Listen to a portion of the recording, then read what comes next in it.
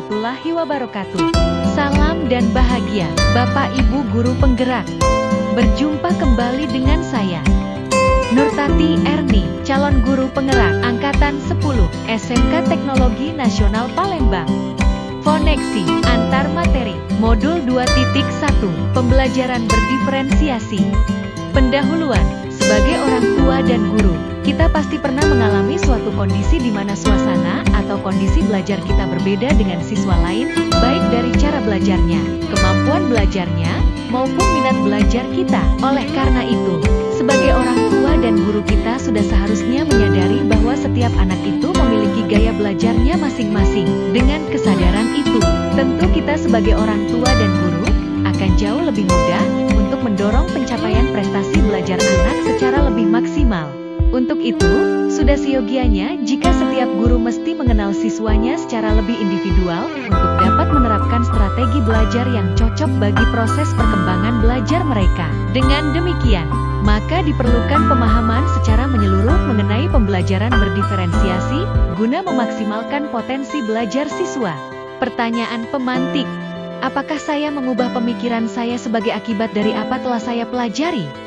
Saya belajar sesuatu yang baru, menerima informasi yang mungkin berbeda dari pengetahuan atau pemahaman sebelumnya. Saya mengevaluasi dan membandingkannya dengan pengetahuan yang sudah ada. Saya merenungkan bagaimana informasi baru tersebut mengubah pemahaman saya, dengan melibatkan pemikiran kritis dan analisis yang mendalam. Berdasarkan evaluasi dan refleksi, saya menyesuaikan pemikiran, mengadopsi pemahaman baru, mengubah perspektif yang ada, atau bahkan menolak informasi baru jika tidak sesuai dengan pengetahuan atau nilai yang lebih kuat. Belajar adalah proses yang dinamis yang secara terus-menerus membentuk dan mengubah pemikiran saya, memungkinkan saya untuk berkembang dan menyesuaikan diri dengan pengetahuan baru. Bagaimana perubahan pemikiran tersebut berkontribusi terhadap pemahaman saya tentang implementasi pembelajaran berdiferensiasi? Dengan mempelajari teori dan praktik pembelajaran berdiferensiasi, saya mulai menyadari betapa beragamnya kebutuhan, kemampuan, minat, dan gaya belajar siswa. Ini bisa mengubah pemikiran saya dari pendekatan satu ukuran untuk semua menjadi pendekatan yang lebih personal dan adaptif. Saya melihat setiap siswa sebagai individu yang unik dengan kebutuhan khusus, yang penting dalam implementasi pembelajaran berdiferensiasi. Berbagai strategi diferensiasi, seperti pengelompokan fleksibel, penyesuaian tugas, atau penggunaan teknologi, dapat mengubah cara saya merencanakan dan melaksanakan. Dengan pemahaman baru, saya lebih sering menggunakan penilaian formatif untuk memantau kemajuan siswa dan menyesuaikan pengajaran sesuai kebutuhan mereka. Ini bisa berarti memberikan umpan balik yang lebih sering dan spesifik untuk membantu. Tidak, bagaimana saya tetap dapat bersikap positif walaupun banyak tantangan dalam penerapan pembelajaran berdiferensiasi ini. Menjaga sikap positif dalam menghadapi tantangan penerapan pembelajaran berdiferensiasi adalah penting untuk keberhasilan jangka panjang saya dan siswa. Mulai dengan beberapa strategi diferensiasi yang sederhana dan perluas secara bertahap. Evaluasi dan penyesuaian. Bergabung dengan kelompok diskusi atau komunitas online yang berfokus pada pembelajaran berdiferensiasi dapat memberikan dukungan moral dan ide-ide baru. Tetap terbuka untuk pembelajaran, jangan takut untuk belajar dari kesalahan, dan terus mencari cara untuk meningkatkan pendekatan. Mengikuti pelatihan dan workshop. Berpartisipasi dalam pelatihan atau workshop tentang pembelajaran berdiferensiasi dapat memberikan pengetahuan dan inspirasi baru. Apa itu pembelajaran berdiferensiasi? Pembelajaran berdiferensiasi adalah usaha guru dalam menyesuaikan di kelas untuk memenuhi kebutuhan belajar individu murid. Pembelajaran berdiferensiasi adalah pembelajaran untuk mendukung semua murid di kelas kita.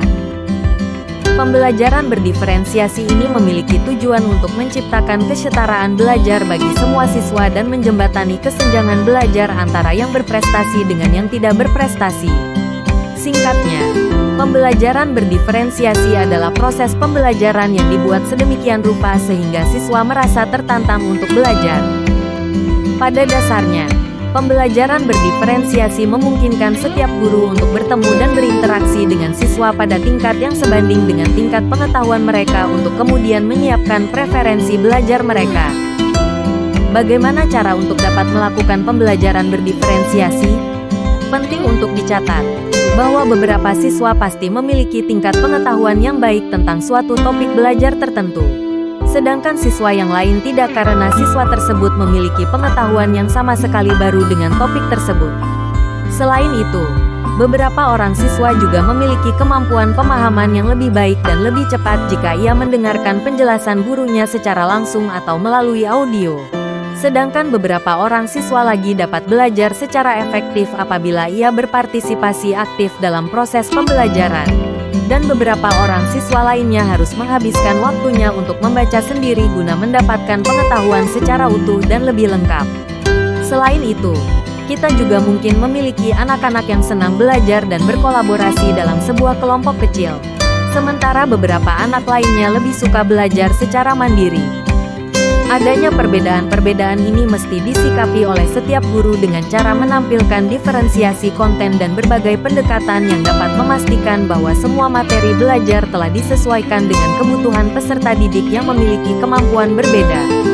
Agar dapat melakukan pembelajaran berdiferensiasi, 1. Mengetahui dan merespon kebutuhan belajar murid, 2. Menciptakan lingkungan belajar yang mengandung murid untuk belajar, 3. Melakukan manajemen kelas yang efektif, 4. Melakukan penilaian berkelanjutan, 5. Memahami tujuan pembelajaran.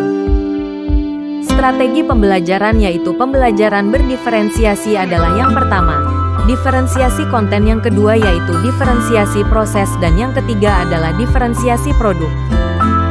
Diferensiasi konten isinya adalah materi pembelajaran itu sendiri. Hal ini dapat dibedakan dalam beberapa cara. Pertama, siswa memiliki tingkat penguasaan atau pengetahuan yang berbeda terhadap suatu mata pelajaran. Beberapa orang siswa mungkin tidak memiliki pengetahuan sebelumnya tentang materi pelajaran itu. Beberapa orang siswa mungkin memiliki pengetahuan secara parsial.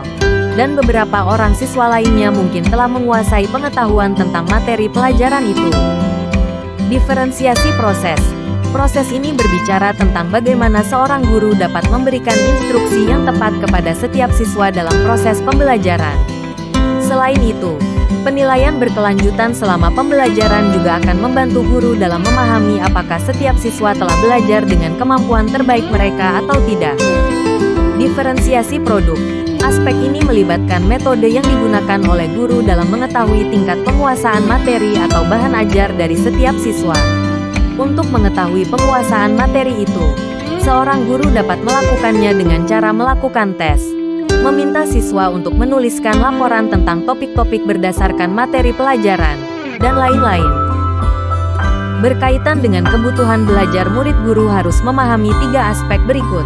Yang pertama yaitu kesiapan belajar murid, readiness. Yang kedua, minat murid.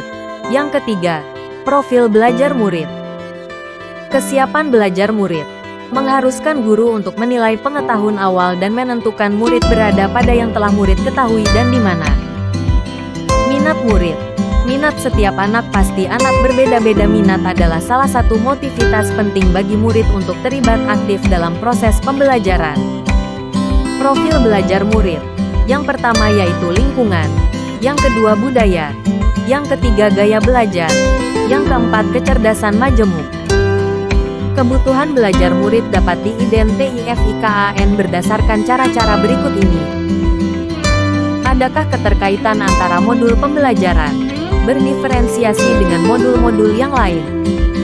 Modul 1.1 dan 2.1. Untuk dapat melakukan pembelajaran berdiferensiasi, maka guru harus berusaha memenuhi kebutuhan belajar anak sesuai dengan kodrat alam dan kodrat zaman berdasarkan filosofi Ki Hajar Dewantara. Modul 1.2 dan 2.1. Dalam melakukan pembelajaran berdiferensiasi, seorang guru penggerak harus berpihak kepada murid, refleks, mandiri, kolaboratif dan inovatif untuk menciptakan pembelajaran berdiferensiasi agar dapat memenuhi kebutuhan murid. Dengan demikian seorang guru penggerak dapat mewujudkan kepemimpinan murid dengan menuntun murid merdeka belajar. Hal ini sesuai dengan nilai dan peran guru penggerak. Modul 1.3 dan 2.1. Pembelajaran berdiferensiasi dapat menjadi salah satu strategi untuk mewujudkan visi guru penggerak yang berpihak pada murid. Modul 1.4 dan 2.1. Dalam pelaksanaan pembelajaran, Berdiferensiasi antara guru dan murid harus ada.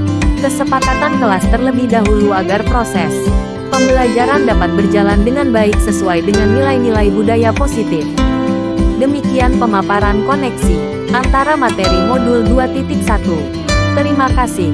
Wassalamualaikum warahmatullahi wabarakatuh. Salam dan bahagia Bapak, Ibu Guru Penggerak.